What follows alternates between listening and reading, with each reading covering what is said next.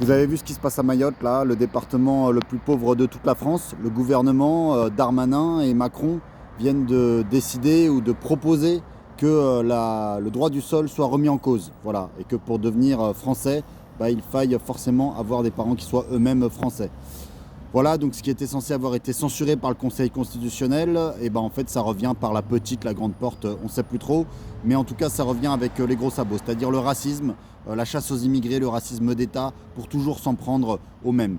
Parce qu'en fait, qu'est-ce qui se passe là-bas? Oui, c'est le département le plus pauvre de France, et ils prétendent vouloir faire la chasse à ceux qui sont encore plus pauvres parmi les pauvres, c'est-à-dire les Comoriens.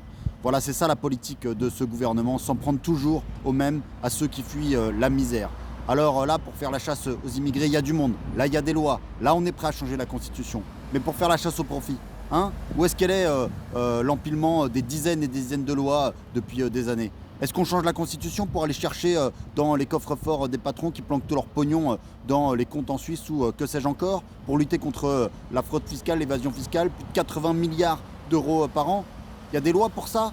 Il y a une politique gouvernementale? Il n'y a rien du tout. Parce qu'en fait, être courageux pour eux, être un homme politique en France aujourd'hui, c'est s'en prendre aux migrants, c'est-à-dire aux pauvres, et être à genoux, à plat ventre devant les grands patrons du CAC 40. C'est ça, être un responsable politique en France. Alors pas question de laisser faire, on dénonce ce racisme, cette dégueulasserie, et on continue à lutter contre la loi migration et contre toutes ces politiques de division des pauvres et des travailleurs entre eux.